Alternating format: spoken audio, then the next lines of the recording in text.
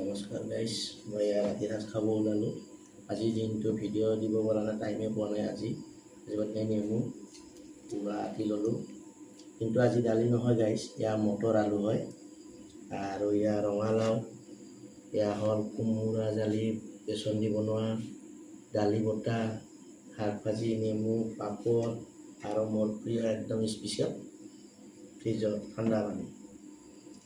আপোনালোকে খালে নে কমেণ্ট কৰি জনাব গাইজ। আজি দিনটো ফেচবুকত আহিব পৰা নাই, আজি বহুত টেনশ্যনৰ কাম আছিল আজি বিৰাট।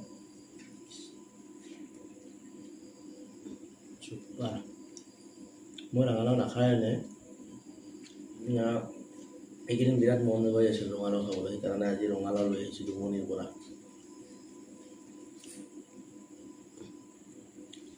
মজা আছে।